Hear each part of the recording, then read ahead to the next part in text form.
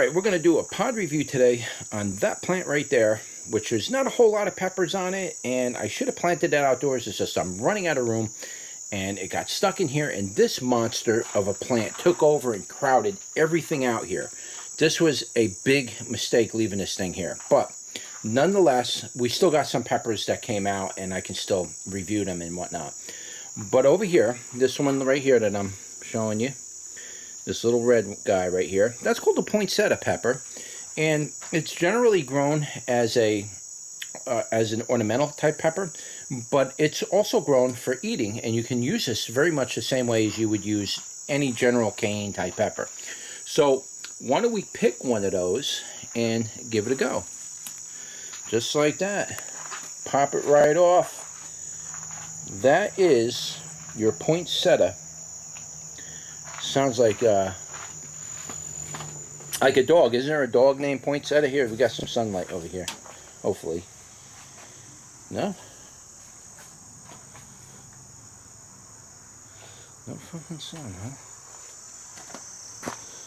huh? Alright, bring you out into the sunlight, so maybe we can just get you a little closer and show you what it looks like. It's a nice little pepper.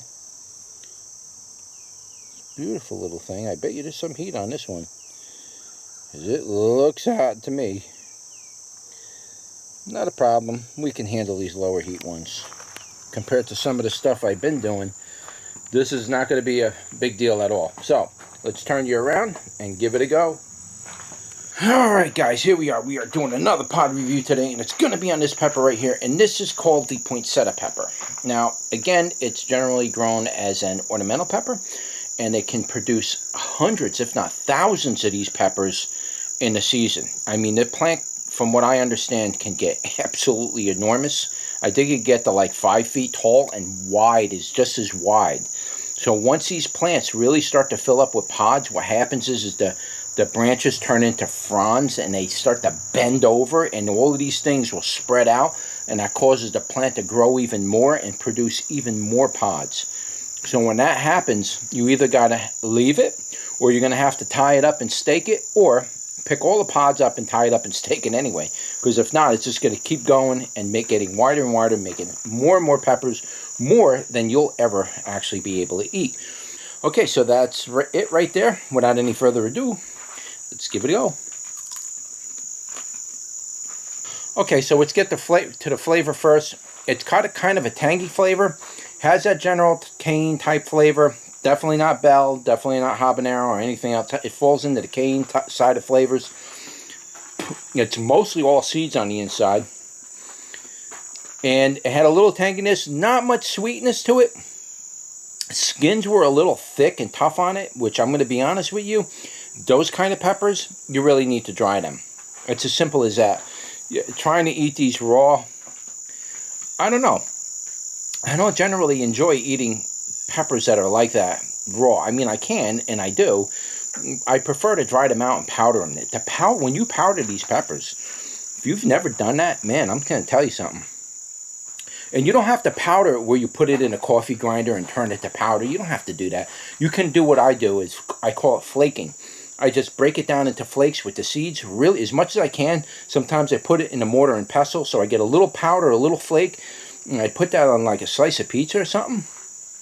Guys, you don't know, man. That's way better than trying to eat them fresh.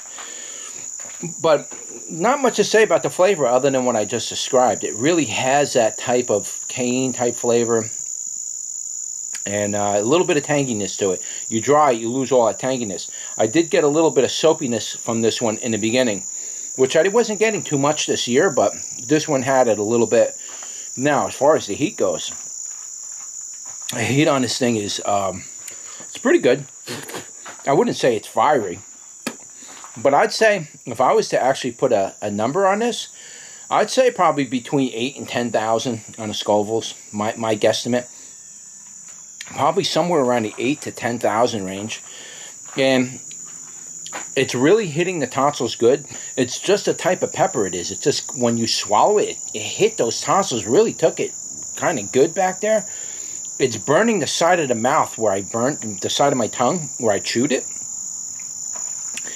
So it's a direct contact type of burn. It really affects where where you chewed it. It's not burning the other side of my mouth at all. And I did move my saliva around my mouth. It's not burning anything else except for that side of my mouth over here. And I chewed it here. I'm getting it good there. The outside of my mouth, where I bit it and chewed into it, this whole area of my mouth is burning, the lip part of it. Like, well, even up to outside the lips. Burning a little bit. It's definitely got me going here. Tip of the tongue is burning a little, mainly the side of the tongue. The tonsils really hit it really good and hard. It actually feels really, really good on the tonsils. I like that effect, by the way. I really like, if I could just heat the tonsils up as hot as I can get them, sort of pounding like that, I would be happy with that. It's just, the tongue usually gets it first, and that's where it starts to become challenging. But yeah, it's definitely a good pepper to grow. It's mostly grown, like I said, as an ornamental, and these can get quite beautiful, and they'll really spread themselves out pretty wide if you grow them in the right area of your yard. If you're doing a landscape and you wanted to plant a few of these for the aesthetics, it's very beautiful. It comes up, they're green at first, and then they kind of go through a yellow and then orange phase, and then they turn red, of course. And they just look absolutely gorgeous when there's thousands of these things on your plant. That looks so cool in the front of your yard when you see those. So, you know, those things can be really cool. But that's really about it. That was your pod review for the poinsettia pepper. I will have seeds for that particular variety of pepper probably towards the end of the year. I just need to get on the website and build the pages for it and upload it, and then they'll be available there. So make sure you check back towards November and December to see if the seeds are up there, because that's when I start building the web pages. All right, so that's it. Don't forget to like, share, and subscribe, and I'll see you on the next one. Take care.